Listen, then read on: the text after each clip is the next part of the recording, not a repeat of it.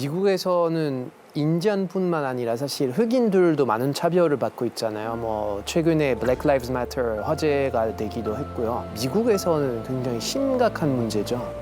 예, 훨씬 더 심각한 문제죠.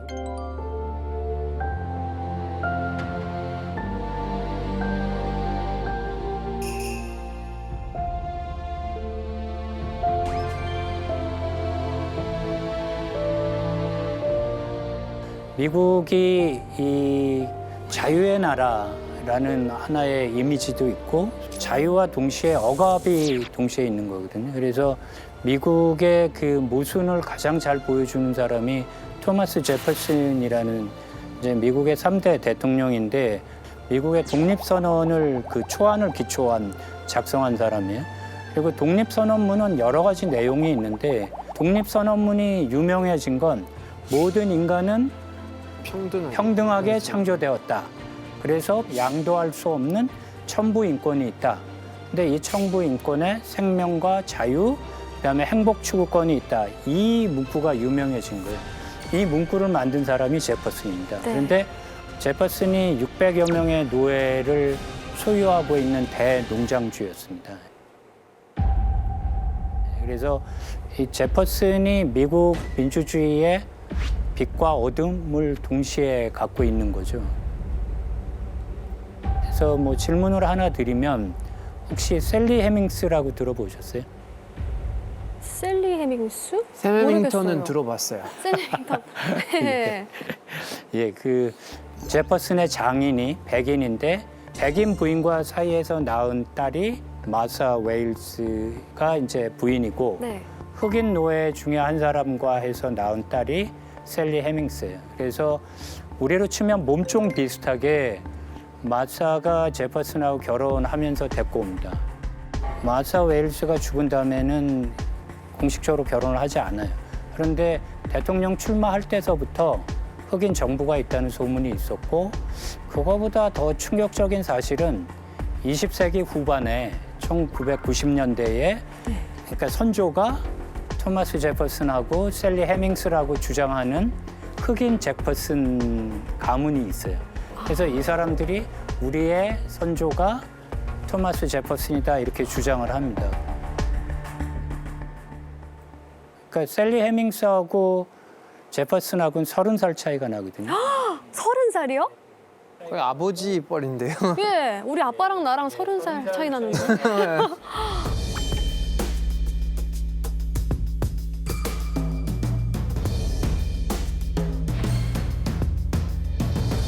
백인 농장주가 흑인 노예들을 성적으로 하는 거는 다반사였기 때문에 근데 보수적인 백인들 특히 백인 사학자들이 그럴 리가 없다.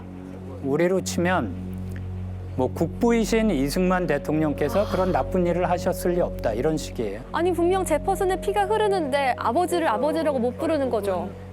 그래서 결국은 어떻게 하냐면 DNA 테스트를 합니다. 유골 뭐 여러 가지 의학이 많이 발전해서 그러면 답이 나오잖아요. 그래서 맞다라고 이제 나와요. 그렇게 맞게 나오면서 백인 제퍼슨하고 블랙 제퍼슨들이 모였어요. 오. 예, 모여서 같이 그 일종의 우리로 치면 문중 행사 같은 걸 하기도 한 게 20세기 후반, 21세기 초반의 얘기입니다. 자, 그 당시에 이 제퍼슨과 흑인 처제와의 그 관계 이걸 어떻게 그 당시 관점에서 이해할 수 있는 겁니까? 당시의 기본적인 주류의 표준은 뭐냐면 인간은 평등하지 않아요. 인종적으로. 백인이 우월한 거고요. 흑인은 열등한 거고 노예제는 당연한 겁니다. 그게 이 미국 헌정 질서 안에 들어가 있어요. 실질적으로 노예제를 제도하고 있는 노예 조항이 3가지라고들 보통 얘기를 합니다. 그러니까 첫 번째는 노예를 수입하는 것, 한시적으로 허용해요. 왜냐하면 당시에 그러니까 되게 역사가 역설적이에요. 그러니까 네덜란드, 영국, 뭐 프랑스 다 노예제로 돈을 벌어서 발전을 시작하거든요. 그런데 노예제를 폐지하는 것도 이들 국가가 또 먼저예요. 그리고 노예제를 가장 늦게 폐지하는 국가 중에 하나가 브라질과 미국이에요. 그러니까 인종 문제에 관한 한은 미국은 선진적인 국가였던 적이 없어요. 또 하나는 미국이 연방제 국가로 탄생하는데 가장 중요한 거는 노예를 갖고 있는 국가와 스테이트와 그렇지 않은 자유주 간의 타협이거든요. 이 타협은 일단 상하 양원으로 양원제를 하면서 타협을 보는 거예요. 상원은 동등한 대표권을 갖는 거예요. 그리고 하원은 인구 비례예요. 인구에 비례해서 각 주마다 하원 의석을 갖는 건데 자유인, 인디아는 제외. 그리고 나머지 사람들을 5분의 3으로 계산한다. 그래서 5분의 3을 더해서 그거를 인구로 계산하고 그 인구에 맞춰서 의석을 준다는 거예요. 그러니까 남성 위주의 사회고 백인 위주의 사회라는 게 들어가 있는 거고요. 흑인들은 당연히 투표권이 없고 또 하나는 양쪽에 정치적 타협의 산물인데 북부의 일정한 주는 노예제를 자발적으로 없애거나 노예들이 없어요. 그러면 노예제 문제에서 북부는 책임이 없는 거 아니냐 이렇게 생각할 수 있는데 그게 아니라 탈주 노예 조항이라는 게 있어요.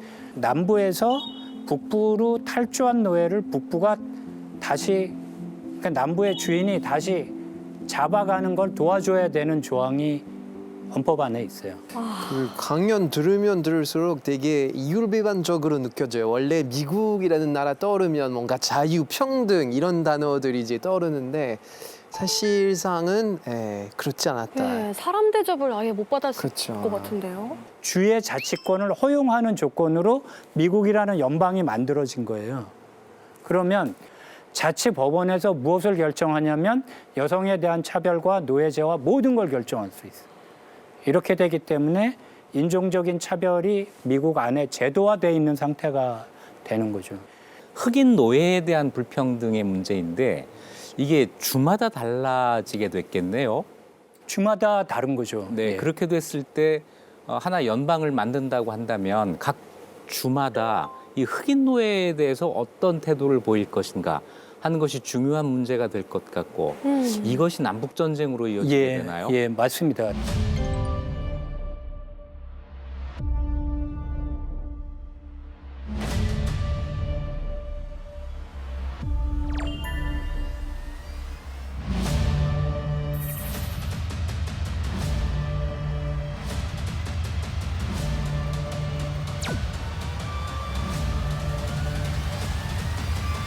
새로운 영토가 만들어지면 그때마다 새로운 타협을 해야 돼요. 노예주와 자유주 간의 정치적인 타협을 여러 가지 하잖아요. 양원제도하고 선거인단 제도 같은 거 만드는 거. 그다음에 뭐 필리버스터도 비슷한데 의사진행 반영하는 거 여러 가지 하는데 영토가 많이 만들어질수록 갈등도 첨예하게 되는 거예요. 그러니까 대표적인 게 멕시코하고 전쟁이에요. 멕시코하고 전쟁을 하면서 미국이 멕시코 전체의 영토의 절반을 가져옵니다. 그래서 지금으로 치면 뭐 뉴멕시코, 애리조나, 캘리포니아 전체가 다 멕시코로서부터 가져오는 거거든요. 그럼 새로운 타협을 해야 돼요. 이 새로운 타협을 하는 게 이제 1850년의 타협이라고 하는데 중요한 내용 두 가지만 말씀드리면 하나는 캘리포니아를 이제 주로 받아들이겠다 하는 거고요.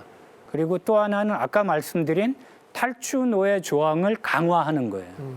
근데 이 타협에 실패해요. 연방 의회가 정하던 정치적인 타협을 못 하니까 새로운 방식이 뭐냐면 인민주권이라고 해서 그러니까 이 새로 얻은 땅 중에 하나가 캔사스하고 네브라스카라는 곳인데 그 영토에 사는 거주민들이 결정하게 해라 이렇게 됐어요.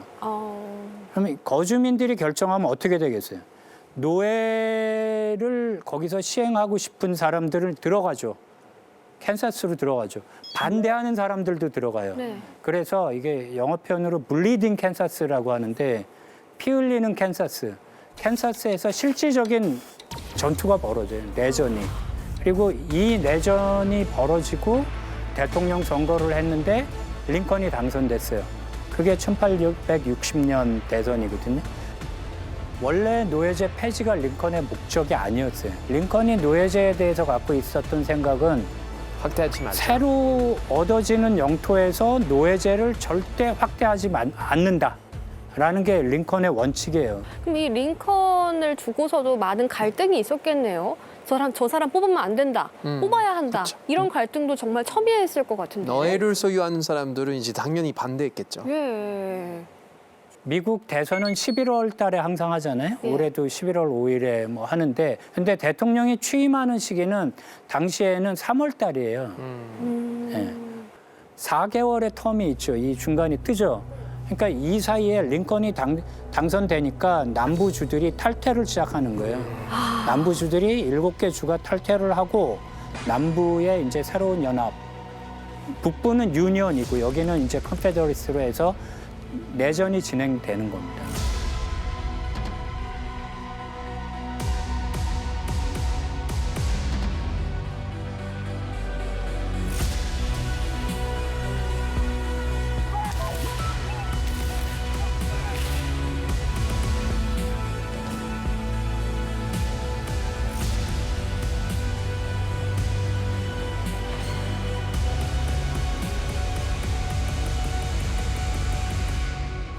순조롭게 진행되지 않는 것 같아요. 파란만장해요. 예, 내전에서 북부가 승리한 다음에 그 수정헌법을 이제 계속 조항을 하나씩 만드는데 수정헌법 1조에서 10조까지의 특징은 뭐냐면 연방 정부의 행동을 권한을 제한하는 거예요. 주정부. 근데 이건 반대예요.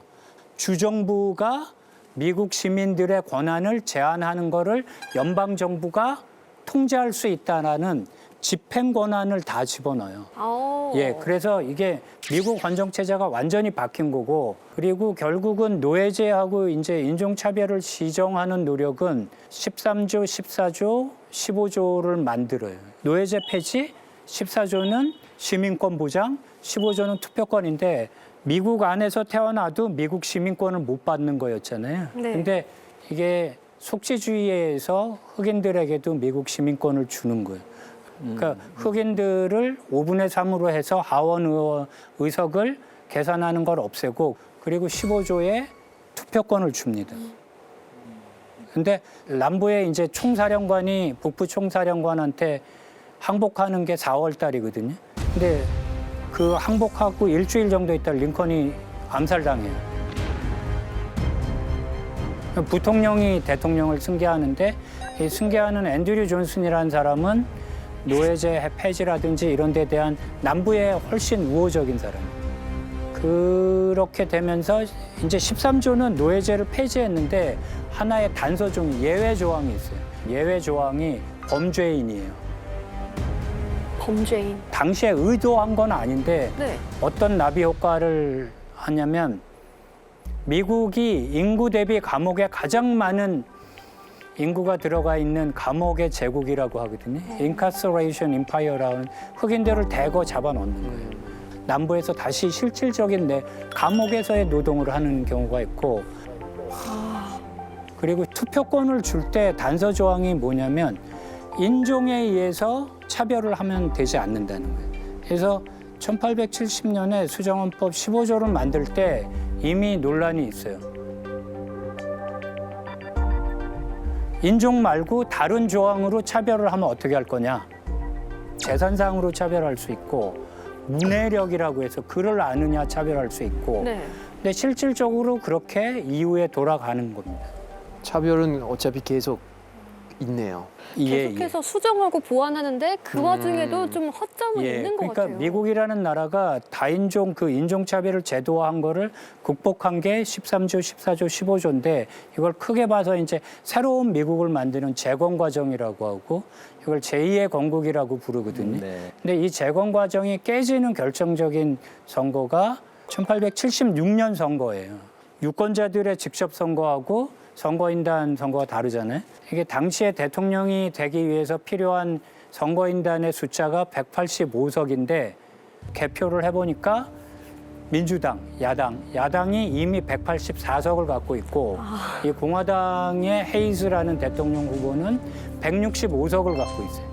그런데 문제가 된 거는 세 개 주에 20석이 문제가 된 거예요. 근데 이 20석을 양쪽 당에서 민주당, 공화당이 다 우리가 이겼다라고 논쟁이 된 거예요. 근데 11월에 선거하고 3월 달에 대통령이 취임해야 되는데 취임 직전까지 이 문제가 해결이 안 돼요. 오.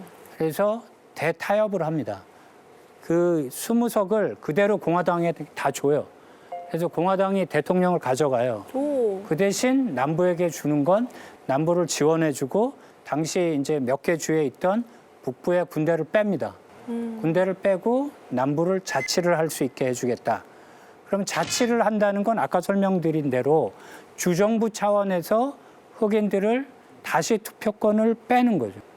투표권을 빼는 거죠. 그다음에 인종차별 정책들을 다 만들어요. 그래서 이 미국 민주주의의 어떤 실험이 완전히 끝납니다. 다시 후퇴했어요. 예, 다 후퇴하는 거예요.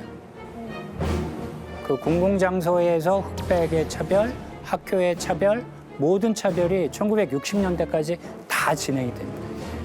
아주 본질적으로 보면 수정헌법 안에 예외 단서 조항들이 문제가 되는 거고 수정헌법을 위반하면 강제적으로 연방의회에서 정책을 입법을 해야 되는데 이런 시도를 한 번도 안 했어요. 남부에서의 인종차별은 두 가지 크게 바꾸는 거거든요. 1964년 민권법, 65년 투표권, 투표법을 통해서 없어지고